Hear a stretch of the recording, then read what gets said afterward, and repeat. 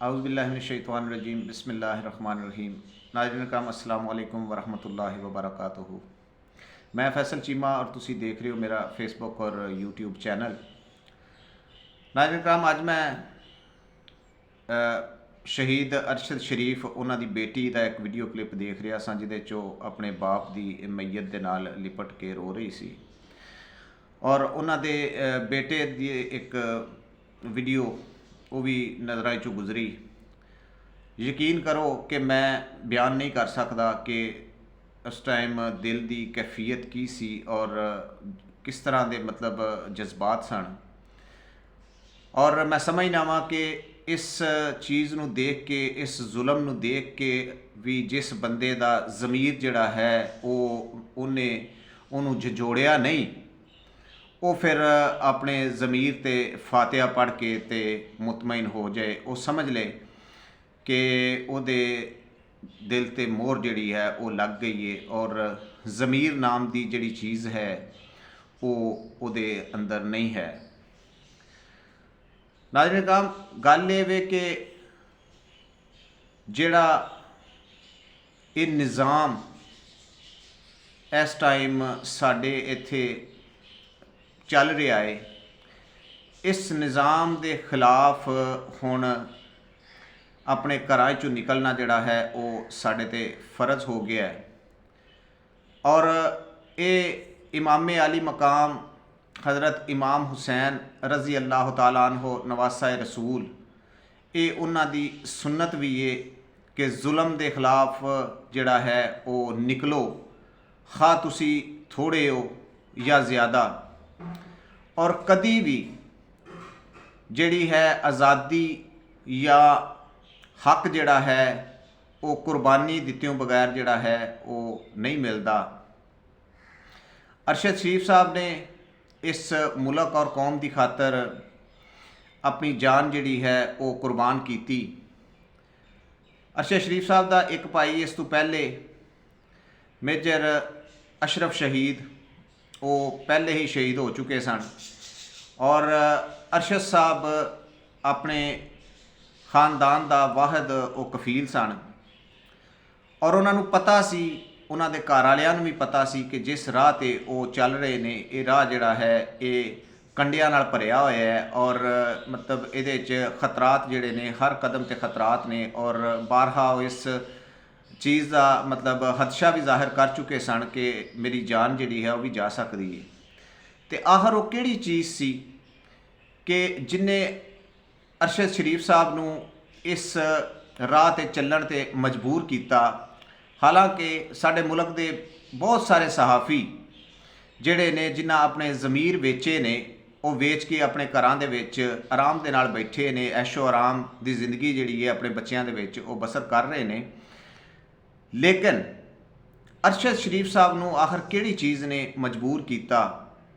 उन्होंने मजबूर किया उन्हां दे ईमान ने, उन्हां दे ज़मीर ने और उन्हां हज़रत इमाम हुसैन रज़ी अल्लाह तआला अन्हो और नबी करीम सल्लल्लाहु अलैहि वसल्लम की सुन्नत ते अमल किया कि बेहतरीन जिहाद आपने फरमाया कि जालिम और जाबर हुक्मरान के खिलाफ कलमा हक बयान करना है और वो कलमा हक बयान करते रहे। उहदी पादाश उन्होंने अपना मुल्क छड्डना पिया, नौकरी जिहड़ी है उन्हां दी वो ज़रिया माश जिहड़ा है वो उन्हां तों खो लिया गया, इस मुल्क तों उन्होंने मजबूर कर दिता गया कड्ढण निकलन ते। अपने बीवी बच्चे और अपनी बूढ़ी मां नूं छड्ड के वो परदेस कदी किसी मुल्क कदी किसी मुल्क वो धक्के खांदे रहे। दुबई दे विचों भी UAE दे विचों साडी गौरमेंट ने मजबूर कर दिता कि इन्हों डिपोर्ट किया जाए, उतों डिपोर्ट होए। मैं ये नहीं कहांगा कि अरशद शरीफ साहब के कातल कौन ने, मैं इस बहस नहीं जाना चाहता, लेकिन मैं समझना वा कि अरशद शरीफ साहब का कातल ये निज़ाम है जिहदे विच कलमा हक बयान करना जिहड़ा है वो एडा वड्डा जुर्म है कि उसकी सज़ा जिहड़ी है वो मौत है। अज अगर अरशद शरीफ साहब का जिहड़ा काज सी जिहदी खातर उन्हां अपनी जान कुर्बान की, ਅਗਰ ਅਸੀਂ ਉਹਨੂੰ ਪਸੇ ਪੁਸ਼ਤ ਪਾ ਦਿੱਤਾ ਔਰ ਯਕੀਨ ਕਰੋ ਕਿ ਅਸੀਂ ਉਹਨਾਂ ਦੇ ਕਤਲ ਦੇ ਵਿੱਚ ਸ਼ਾਮਲ ਹਾਂ, ਜੇ ਅਗਰ ਅਸੀਂ ਉਹਨਾਂ ਦੇ ਖੂਨ ਦਾ ਬਦਲਾ ਜਿਹੜਾ ਹੈ ਉਹ ਨਹੀਂ ਲੈ ਸਕਦੇ ਜਾਂ ਅਸੀਂ ਉਹਨਾਂ ਦਾ ਜਿਹੜਾ ਕਾਜ਼ ਹੈ ਉਹਨੂੰ ਅੱਗੇ ਨਹੀਂ ਵਧਾ ਸਕਦੇ, ਤੇ ਅਸੀਂ ਵੀ ਉਹਨਾਂ ਦੇ ਕਾਤਲਾਂ ਦੇ ਵਿੱਚ ਸ਼ਾਮਲ ਹਾਂ। ਗੱਲ ਇਹ ਵੇ ਕਿ ਅਸੀਂ ਅੱਜ ਲੌਂਗ ਮਾਰਚ ਦਾ ਐਲਾਨ ਹੋਇਆ ਇਸ ਨਿਜ਼ਾਮ ਦੇ ਖਿਲਾਫ। ਮੈਂ ਬਿਲਕੁਲ ਕਿਸੇ ਪਾਰਟੀ ਨੂੰ ਸਪੋਰਟ ਨਹੀਂ ਕਰ ਰਿਹਾ, ਨਾ ਮੈਂ ਕਿਸੇ ਪਾਰਟੀ ਦੇ ਖਿਲਾਫ ਹਾਂ। ਮੈਂ ਇਸ ਨਿਜ਼ਾਮ ਦੇ ਖਿਲਾਫ ਗੱਲ ਕਰਾਂਗਾ ਕਿ ਇਸ ਨਿਜ਼ਾਮ ਨੂੰ ਜਿਹੜਾ ਹੈ ਉਹ ਬਦਲਣਾ ਇਸ ਟਾਈਮ ਉਹ ਸਾਡੇ ਤੇ ਫਰਜ਼ ਹੈ, ਔਰ ਇਹ ਇੱਕ ਜਹਾਦ ਹੈ ਇਨਸ਼ਾਅੱਲਾ ਕਿ ਇਸ ਨਿਜ਼ਾਮ ਨੂੰ ਜਿਹੜਾ ਹੈ ਉਹ ਜਿਸ ਤਰ੍ਹਾਂ ਵੀ ਹੈ ਉਹ ਬਦਲਿਆ ਜਾਏ। ਬਾਜ਼ ਬੰਦੇ ਜਿਹੜੇ ਨੇ ਉਹ ਇਸ ਚੀਜ਼ ਤੇ ਉਹ ਕਹਿੰਦੇ ਨੇ ਜੀ ਕਿ ਉੱਥੇ ਜਾਵਾਂਗੇ, ਉੱਥੇ ਹਕੂਮਤ ਜਿਹੜੀ ਹੈ ਉਹ ਮਾਰੇਗੀ, ਡੰਡੇ ਮਾਰੇਗੀ, ਜਾਨ ਵੀ ਜਾ ਸਕਦੀ ਏ। ਤੇ ਯਾਦ ਰੱਖੋ ਕਦੀ ਘਰਾਂ ਦੇ ਵਿੱਚ ਬਹਿ ਕੇ ਹੱਕ ਜਿਹੜਾ ਹੈ ਔਰ ਆਜ਼ਾਦੀ ਉਹ ਨਹੀਂ ਮਿਲਦੀ, ਉਹਦੇ ਲਈ ਬਾਹਰ ਨਿਕਲਣਾ ਪੈਂਦਾ ਹੈ।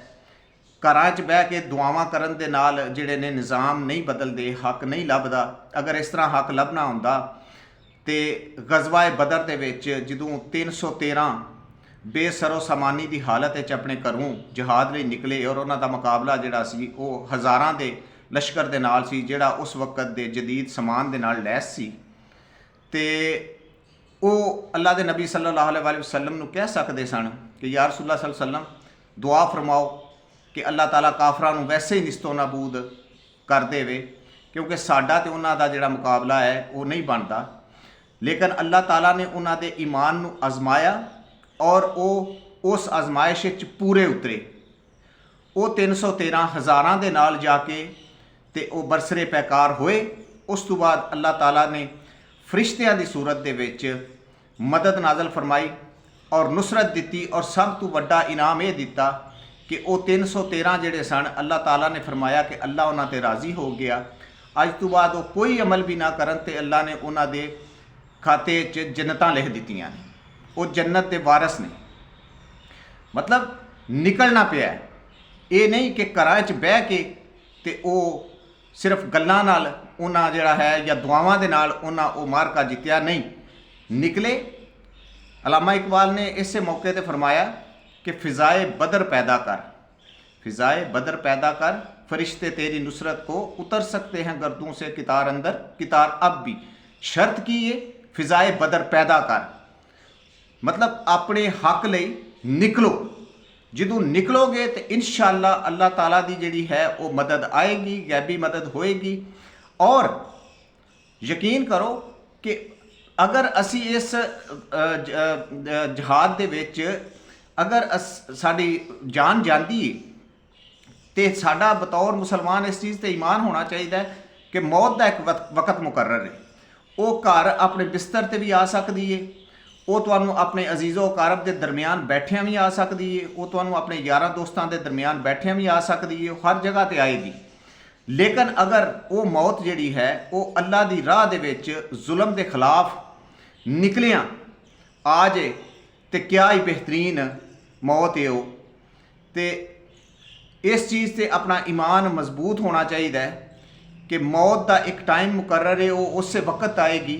लेकिन अगर वो मौत अल्लाह की राह दे लड़दियाँ, अल्लाह की राह दे जिहाद करदियाँ, जुल्म के खिलाफ जिहड़ा है वो लड़दियाँ आ जाए तो इंशाअल्लाह अल्लाह ताला शहीदां दे विच जिहड़ा है वो शुमार उस बंदे का फरमाएगा।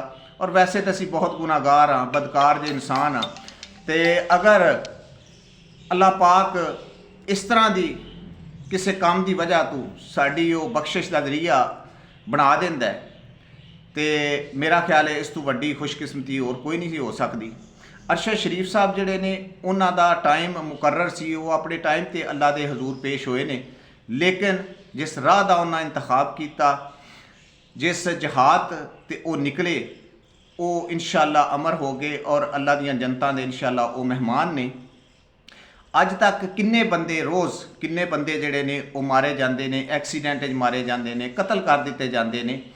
क्या अज तक किसी बंदे का कोई नाम लैन वाला है, कोई किसी नूं याद है?